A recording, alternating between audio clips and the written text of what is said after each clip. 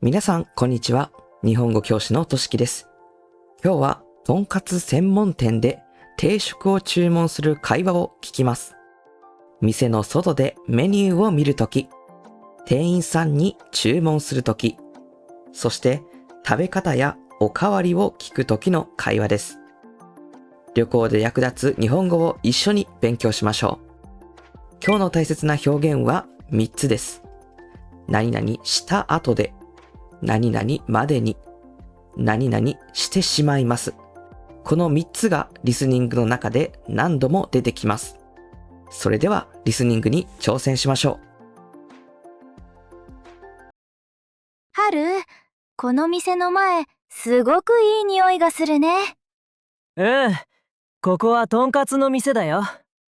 とんかつって、パン粉をつけて揚げた豚肉の料理だよね。そうそう。外はサクサクで、中は柔らかいんだ。とんかつの動画を見た後で、ずっと本物を食べてみたかったんだ。じゃあ、今日はちょうどいいね。でも、日本語のメニューしかないね。注文するまでに、ちゃんと読めるかな。大丈夫。並んでいる間にゆっくり見よう。この、ロースカツって何？ロースは少し脂があって、お肉の味がしっかりしている部位だよ。じゃあ、ヒレカツは？ヒレは脂が少なくて柔らかいお肉だね。なるほど。食べた後でお腹が重くならないのはヒレの方かな。人によるけど、ヒレの方が食べやすく感じる人が多いよ。じゃあ、私はヒレにしようかな。いいと思う。初めてなら定食がいいよ。定食には何がつくの？ご飯、味噌汁、キャベツがつくことが多いよ。キャベツもたくさんあるね。とんかつの横によく乗っているよ。揚げ物を食べた後でキャベツを食べると、口の中がさっぱりするね。そうだね。店によってはご飯やキャベツのおかわりができるよ。おかわりは、もう一度もらうこと？うん。でも、無料かどうかは店によって違うから聞いた方がいいよ。注文するまでに店員さんにそこも確認したいな。うん。聞けば優しく教えてくれるから大丈夫。いらっしゃいませ。2名様ですか？はい、2人です。ただいま満席ですので、少しお待ちいただきます。お名前をこちらにお書きください。はい。名前を書いた後で、ここで待つの？うん。呼ばれるまで入り口の近くのベンチで待とう。何時までにお店を出たいんだっけ？ 7時半までに駅へ行きたいね。じゃあ、食べる時間は大丈夫かな？今日はまだ時間が早いから大丈夫だと思う。人気の店はすぐに混んでしまうね。そうなんだ。週末はもっと早く来る人が多いよ。旅行中は早めにお店を決めた方がいいね。そうだね。有名な店に行くなら少し早めが安心だよ。ハル様、リナ様、お待たせいたしました。はい。こちらのお席へどうぞ。ありがとうございます。リナ、荷物は足元のカゴに入れよ席に座った後で入れればいい？う。うん。通路の邪魔にならないように置こう。わかった。お水をお持ちしました。ご注文がお決まりになりましたらお呼びください。ありがとうございます。お決まりになりましたらって、注文が決まったらという意味？そう。店員さんがよく使う丁寧な言い方だよ。メニューを決めた後で店員さんを呼べばいいんだね。うん。この写真、すごく美味しそう。ヒレカツ定食だね。でも、量が多く見える。食べきれなかったら残してしまうかもしれない。心配ならご飯を少なめにできるか聞いてみよう。ご飯を少なめにしたいときはなんて言うの？ご飯を少なめでお願いしますでいいよ。それなら言えそう。あと、キャベツを最初から少なめにできる店もあるよ。注文するまでに言いたいことを整理しておきたいな。じゃあ、声に出して練習しよう。ヒレカツ定食をお願いします。ヒレカツ定食をお願いします。ご飯は少なめでお願いします。ご飯は少なめでお願いします。いいね。ねえ、この黄色いからしは何？ちょっと辛い薬味だよ。マスタードみたいなものかな。苦手なら使わなくてもいいよ。からしをつけすぎてしまったら大変だね。最初はほんの少しだけがいいよ。ソースもいくつかあるね。甘めのソースと少し濃い味のソースが置いてある店もあるね。少し味を試した後で好きな方を使いたい。それがいいね。この小さい器は何？多分すりごま用だよ。すりごま？ごまを細かくすった後でそこにソースを入れる食べ方だよ。面白い。外国人の友達も好きそう。とんかつ専門店ではこういう小さい楽しみもあるんだ。日本の店は料理が来るまでに学ぶことが多いね。確かにね。でも全部完璧に覚えなくていいよ。わからないときは短く聞けば大丈夫。これは何ですかっていい？うん。店員さんにはそれで十分自然だよ。友達にはこれ何っていい？そう。友達同士なら短くて大丈夫。そろそろ注文しようか。うん。注文が決まった後でこの予備ボタンを押すんだよ。このボタンを押すの？そう。押してもいい？どうぞ。じゃあ、押すね。お待たせいたしました。ご注文をお伺いします。ヒレカツ定食をお願いします。はい。ご飯の量はいかがなさいますか？ご飯は少なめでお願いします。かしこまりました。僕はロースカツ定食をお願いします。ご飯は普通でよろしいですか？はい、普通でお願いします。あ、すみません。キャベツのおかわりはできますか？はい。キャベツのおかわりは無料でできます。ご希望の際にお声掛けください。ありがとうございます。すみません。7時15分までに店を出たいのですが、時間は大丈夫そうですか？はい。今からですと十分間に合うと思います。揚げたてをお作りしますので、少々お待ちください。ありがとうございます。ご注文を繰り返します。ヒレカツ定食、ご飯少なめをお一つ。ロースカツ定食、ご飯普通をお一つ。以上でよろしいですか？はい、お願いします。注文できた。緊張して少し早く話してしまった。でも、ちゃんと伝わっていたよ。店員さんのお声掛けくださいも聞き取れた。うん。声をかけてくださいという意味だね。食べた後でおかわりしたい時にお願いすればいいんだね。そう。でも食べきれないと困るから、まずはご飯を少なめにしたよ。それはいい判断だと思う。料理が来るまでに食べ方のコツを教えて。いいよ。まず、キャベツにはドレッシングをかける人が多いよ。とんかつには？とんかつにはソースを少しかける。でも、最初から全部にかけなくてもいいよ。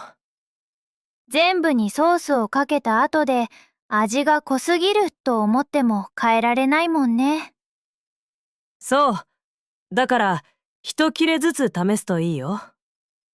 もしソースをかけすぎてしまったらどうしよう。そういう時は、キャベツと一緒に食べるといいよ。いい方法だね。からしは、ほんの少しだけでいいからね。ほんの少し。覚えた。暑い時は、少し冷ましてから食べよ急いで食べてしまうと口の中をやけどするかもしれないね。う。そうそう。旅行中は次の予定までに早く食べたい時もあるけど、安全第一だね。うん。急ぎすぎない方がいいよ。味噌汁はいつ飲むの？好きなタイミングで飲んでいいよ。でも、すごく暑いから気をつけてね。わかった。ご飯ととんかつを食べた後でゆっくり味噌汁を飲みたいな。いいね。日本の定食はいろいろなものを少しずつ食べるのが楽しい。ご飯、味噌汁、おかずを順番に行ったり来たりする感じだね。他の国の一皿料理とはちょっと違うね。そうかもね。でも、難しく考えなくていいよ。自由に食べて大丈夫。春はいつもロースを選ぶの？今日はロースだけど、軽く食べたい時はヒレにするよ。運動した後でお腹が空いている時にロースを食べたい感じ？わかる。がっつり食べたい時は、やっぱりロースがいいね。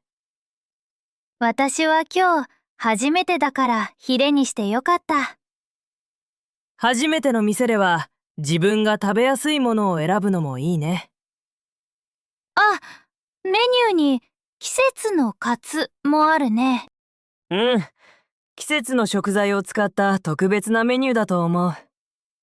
注文する前に気づいていたら少し迷ったよ。もう注文しちゃったから、今日はヒレを楽しもう。次に来るときは季節のメニューにしてみようかな。お待たせいたしました。ヒレカツ定食、ご飯少なめでございます。ありがとうございます。こちらがロースカツ定食でございます。ありがとうございます。ソースやドレッシングはテーブルの上にございます。キャベツのおかわりはスタッフまでお声掛けください。はい、ありがとうございます。すごい。衣がサクサクで綺麗。揚げたてだね。写真を撮ってもいいかな？自分の料理なら大丈夫だよ。でも、周りの人が映らないように気をつけよう。写真を撮った後ですぐ食べるね。うん。揚げたてが一番美味しいからね。熱いうちに食べたいけど、やけどしそう。最初の一口目は特に気をつけてね。食べる前に、まず何をする？キャベツに少しドレッシングをかけようか。これは何味？多分、和風ドレッシングだね。なるほど。最初からかけすぎてしまうのは良くないね。うん。ソースも同じだよ。この小さい器でごまをするんだね。そう。ごまを吸った後で、ここにソースを入れるんだ。やってみる。これ楽しい。いい音がするね。ごまをすった後で、ここにソースを入れる？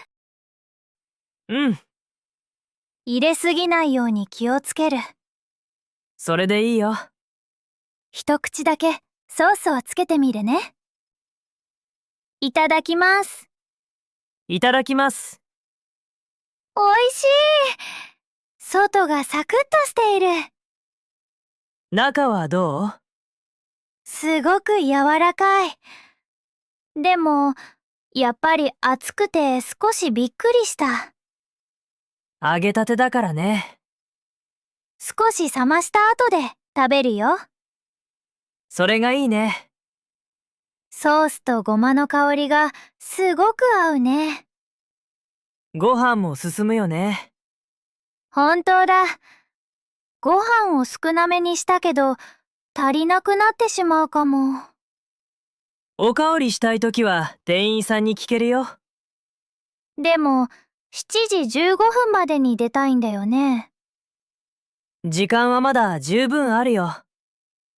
じゃあ、半分食べた後でおかわりするか考える。いいね。春のロースも美味しそう。一口食べてみる？いいの？もちろん。じゃあ、私のヒレも一口どうぞ。ありがとう。取り分けるときはどうすればいい？店員さんにお願いして取り箸をもらおう。すみません。取り箸をいただけますか？かしこまりました。どうぞ。ありがとうございます。じゃあ、これで取るね。ありがとう。ロースはお肉の味が強いね。油の旨味があるよね。ヒレはやっぱり軽い。私はヒレにしてよかった。初めてなら食べやすい方が安心だよ。でも、次はロースも注文してみようかな。それもいいね。旅行中の食事は一回で全部試したくなってしまう。気持ちはわかるけど、無理しないでね。うん。食べ過ぎてしまうと午後の予定が大変になるもんね。そうだね。美味しくても自分の体調のことも考えよう。キャベツを食べると本当に口がさっぱりする。キャベツはとんかつと相性がいいね。キャベツ、おかわりしたくなってきた。店員さんに聞いてみる？でも、店員さんを呼んだ後でなんて言う？キャベツのおかわりをお願いしますでいいよ。短いね。うん。短くても自然で丁寧だよ。じゃあ、行ってみる。すみません。はい。キャベツのおかわりをお願いします。かしこまりました。少々お待ちください。ありがとうございます。言えた。バッチリ。少々お待ちくださいもお店でよく聞くね。うん。少し待ってくださいという丁寧な言い方だよ。店員さんの日本語は丁寧だけど短くてわかりやすいね。忙しいお店では短くて伝わりやすい表現が多いよ。旅行者にはありがたいね。お待たせいたしました。キャベツのおかわりでございます。ありがとうございます。食べ終わるまでにキャベツを全部食べられるかな。もし多かったら無理して全部食べなくていいよ。大丈夫。キャベツなら食べられる。よかった。この味噌汁、具が多いね。豚汁を出すお店もあるけど、今日は普通の味噌汁だね。温かい。揚げ物を食べた後で飲むとほっとする。わかれ。ご飯も進むね。やっぱり少しだけご飯を足したいな。聞いてみようか？自分で言ってみる。すみません。はい。ご飯を少しだけおかわりできますか？はい、できます。少なめでお持ちしますか？はい、少なめでお願いします。かしこまりました。今の聞き方、自然だった？すごく自然だったよ。よかった。最初にご飯を少なめで頼んだ後で、足りなかったらおかわりしてもいいんだね。うん。自分のお腹に合わせればいいよ。全部最初に決めなくてもいいのが助かる。そうだね。でも、お店のルールは確認しようね。無料かどうか先に聞くのも大切だね。うん。海外の友達に日本のとんかつを説明するなら、なんて言えばいいかな。とんかつ定食は、ご飯、味噌汁、キャベツがつくことが多いよ。でいいんじゃない？そして、お店によっておかわりのルールが違うよ、だね。完璧！実際に食べた後でなら、ソースの味も上手に説明できそう。とんかつソースは日本の洋食っぽい味だね。洋食？日本で変化した西洋風の料理のことを洋食ということがあるんだよ。とんかつも洋食なの？もともとのルーツはそう言われることが多いね。日本の食文化は面白いね。海外の料理が日本に入ってきた後で、新しい日本の味に変わっていくんだね。すごくいい表現だね。お待たせいたしました。ご飯少なめのおかわりです。ありがとうございます。これなら食べきれそう。ゆっくり食べよう。8時までにホテルで宿題も少ししたいな。じゃあ、7時15分までに店を出れば十分間に合うね。今は何時？ 6時50分。まだ大丈夫。でも、話しすぎてしまうと遅くなるね。確かに。食べながら少しだけ話そう。ねえ、この言い方、お店でも使えそう。どれ？何時までに出たいです。うん。予定を伝えるときに便利だね。でも、店員さんに言うときは強く聞こえない？ 7時15分までに出たいのですが、時間は大丈夫そうですか？なら丁寧だよ。なるほど。何々のですがをつけると柔らかくなるね。そう。友達には7時15分までに出たいでいい？うん。友達同士なら自然だよ。店員さんには丁寧に。そう。友達には短く。その使い分けの区別、大事だね。よし。からしを少しだけつけてみる。気をつけて。あ、思ったより辛い。つけすぎてしまった。お水を飲んで。ありがとう。次は箸の先にほんの少しだけね。うん。こういう時、友達にはつけすぎちゃったと言う？そうだね。カジュアルな会話なら、からし、つけすぎちゃった。で自然だよ。もし、お店でお水をこぼした時は、店員さんに何て言うの？すみません。お水をこぼしてしまいました。と言うと丁寧だよ。丁寧だね。うん。こぼしちゃったは便利だけど、店員さんに謝るときは少しカジュアルすぎるからね。覚えておく。でも、友達との会話ではすごく自然だから使ってみて。日本語のフォーマルとインフォーマル、少しずつ分かってきた。いいね。食べ終わった後で、お皿はそのままにしておくの？この店は机にそのままでいいと思うよ。セルフサービスのお店だと返却口に自分で返すこともあるけどね。返却口？食器を返す場所のことだよ。じゃあ、わからないときは、このままでいいですかと聞けばいい？それが一番安心だね。このままでいいですか？うん。すごく自然。食べた後で店員さんに聞くことリストがまた増えたね。でも、全部完璧に覚えなくていいよ。すみませんと短い質問だけでだいたい大丈夫だから。旅行中は完璧な文を作ろうとして黙ってしまうことがあるんだ。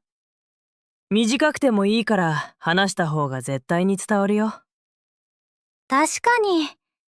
これは何ですかだけでも助かるもんね。おかわりできますか？もう便利。何時までに出ればいいですか？もう予定を聞くときに使えるね。とんかつ以外の店でも使える。そう。こういう聞き方は定食やカフェ、レストランでも全部応用できるよ。日本旅行の食事では少しずつ日本語を試せるね。美味しいものを食べながら実際に話せるのがいいね。最高だね。そろそろ食べ終わりそう？これが最後の一切れだよ。いいペースだね。残してしまわなくてよかった。ご飯の量の調整がうまくいったね。あ、レジの近くに持ち帰りのメニューがある。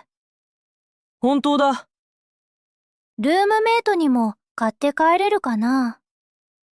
できるお店もあるけど、時間を見た方がいいね。7時15分までに駅へ行くから、今日は少し急ぐね。うん。でも、聞き方だけ練習してみてもいいよ。持ち帰りはできますか？でいい？うん。とても自然。もし買うなら、何時までに食べるかも聞きたいな。いい考えだね。お店で食べた後で持ち帰りのことを聞くのは変じゃない？全然変じゃないよ。次のために聞くなら自然だよ。じゃあ、短く聞いてみる。すみません。はい。持ち帰りはできますか？はい。お持ち帰り用のお弁当もございます。今から注文したら何分ぐらいかかりますか？ただいまですと10分ほどお時間をいただきます。ありがとうございます。今日は7時15分までにお店を出たいので、また今度にします。かしこまりました。またお待ちしております。ありがとうございます。リナ、今の会話すごく良かったよ。断るとき少し心配だった。また今度にしますは、自然で柔らかい断り方だよ。店員さんも笑ってくれた。うん。持ち帰りを注文した後で、お店で10分待つんだね。そう。店が混んでいる時はもっと時間がかかることもあるよ。旅行中は自分の予定までに間に合うか確認した方がいいね。その通り。もし買ったら、ホテルへ戻った後ですぐ食べるの？うん。揚げ物は早めに食べた方が美味しいよ。時間が経ってしまうと、サクサクじゃなくなる？そうだね。衣が柔らかくなることがあるから。じゃあ、持ち帰りは予定に余裕がある時がいいね。うん。次回は店に入る前に持ち帰り時間も見ておこう。いいね。何分ぐらいかかりますか？もう便利な言葉だね。とても便利。10分ほどお時間をいただきます。もう聞けた。店員さんがよく使う丁寧な表現だね。友達に言うなら、10分ぐらいかかるって？そう。友達にはそれで自然。丁寧な表現を聞いた後で、友達向けに言い換えるのもいい練習になるね。いい練習だと思うよ。今日は入る前に時間を確認できて本当によかった。うん。注文の前にご飯の量も決めたし、持ち帰りの待ち時間も聞けた。落ち着いて動けたね。からしは失敗したけど、次は少しだけにする。それで大丈夫。次からはつける前に量をしっかり見るよ。いいね。少し自信がついた。じゃあ、そろそろお会計に行こうか。最初にご飯少なめでお願いしたのがよかった。そうだね。注文するまでに言いたいことを決めておくのって大事だね。うん。緊張するときほど短いフレーズを用意しておくといいよ。次は私だけでも注文できそう。できると思うよ。でも、初めての店では一緒にいてね。もちろん。ごちそうさまでした。ごちそうさまでした。日本では食べた後でごちそうさまでしたと言うんだよね。うん。お店でも自然だよ。店員さんにも言うの？会計の時やお店を出る時に言う人も多いよ。私も行ってみたい。いいね。会計は席でするの？この店はレジで払うみたいだね。テーブルの伝票を持っていく？うん。この小さい伝票をレジまで持っていこう。伝票を忘れてしまう人もいそう。あるかもね。席を立つ前に確認しよう。荷物、スマホ、伝票。それで大丈夫。店を出るまでに忘れ物チェックだね。そう。店員さんに、食器はこのままでいいですか？と聞く？食器はそのままで良さそうだけど、聞いてみてもいいよ。じゃあ聞く。すみません。はい。食器はこのままでいいですか？はい、そのままで大丈夫です。ありがとうございます。自然だったよ。よかった。じゃあ、レジへ行こう。お会計でございますね。はい。合計で2900円です。支払いはクレジットカードでも大丈夫ですか？はい、カードもご利用いただけます。では、カードでお願いします。かしこまりました。こちらにカードをお願いします。はい。レシートはご利用ですか？はい、お願いします。ありがとうございます。こちら、レシートでございます。ありがとうございます。ごちそうさまでした。ありがとうございました。ごちそうさまでした。言えた。とても自然だった。レジで緊張してカードを出すのを忘れてしまいそうだったよ。でも、ちゃんとできたよ。店を出た後で、店で使えた言葉をメモしたいな。いいね。忘れる前に書こう。7時15分までに駅へ行くんだよね。うん。まだ少し時間があるよ。じゃあ、店の外で1分だけメモする。いいよ。まず、席に座った後でメニューを見ます。いい例文だね。次は、7時15分までに店を出たいです。旅行の予定に使えるね。最後は、お水をこぼしてしまいました。店員さんには丁寧でいいね。友達には、お水をこぼしちゃった。そうそう。この2つの言い方、両方覚える。場面で上手に使い分けよう。今日のとんかつ、本当に美味しかった。よかった。日本の定食屋は旅行者にも優しいね。写真メニューがあるお店も多いし、短い質問で注文しやすいからね。でも、店によってルールが少し違う。うん。だから、わからないときは聞くのが一番。おかわりできますか？いいね。食器はこのままでいいですか？自然。何時までに出ればいいですか？それも使える。旅行中、いっぱい使えそう。じゃあ、駅まで歩きながらもう少し復習しよう。いいね。僕が店員さん役をするよ。お願いします。いらっしゃいませ。ご注文はお決まりですか？はい。ヒレカツ定食をお願いします。ご飯の量はいかがなさいますか？少なめでお願いします。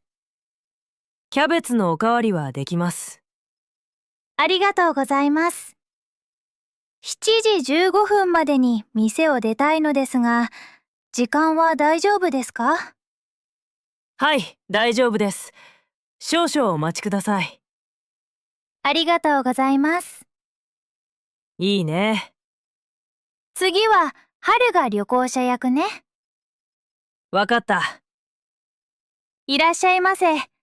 ご注文はお決まりですか？ロースカツ定食をお願いします。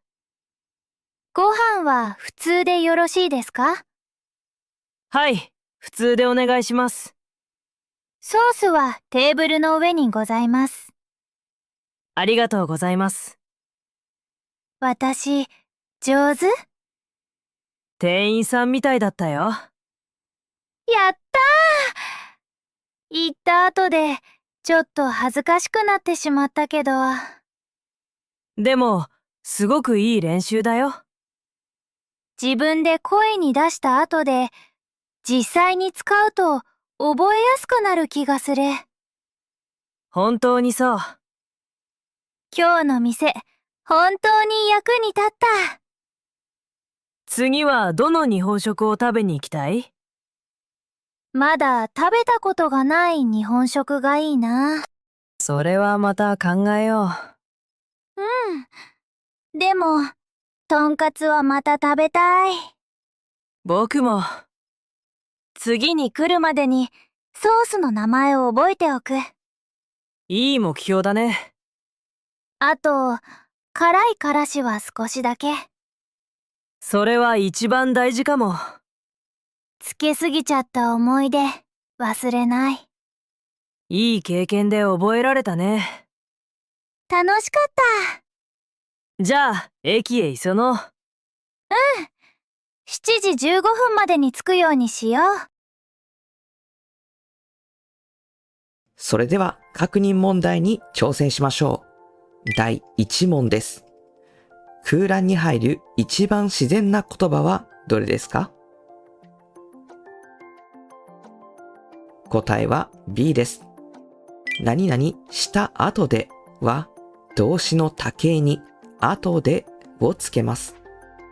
ですから、座るは座ったになります。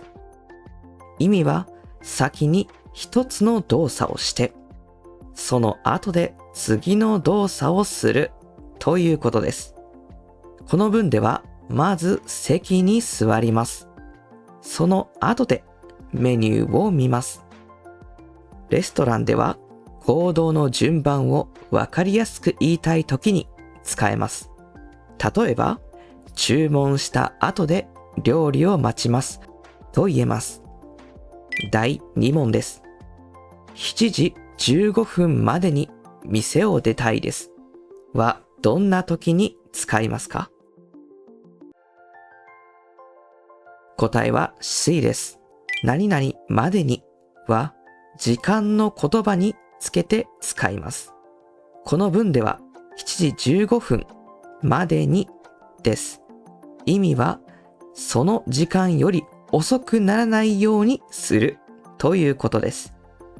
7時15分までに店を出たいですは7時15分より前にまたは7時15分頃までに店を出たいという意味です。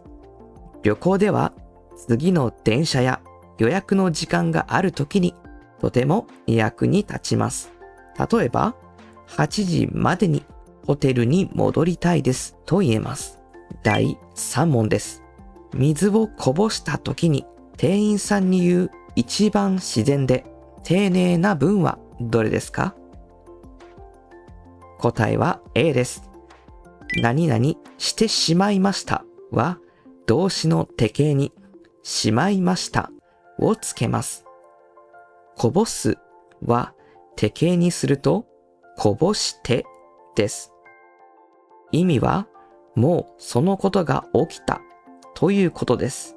そして困った気持ちや申し訳ない気持ちが入ることもあります。この場面ではお水をこぼしてしまって店員さんに丁寧に伝えています。店員さんにはすみません、お水をこぼしてしまいましたと言うと自然です。友達同士ならお水をこぼしちゃったということもできます。今日の会話ではとんかつ専門店で使える日本語を練習しました。店に入った後でメニューを見ます。注文するまでに言いたいことを整理します。食べ過ぎてしまわないように量を調整します。この3つの表現は他の店でも使えます。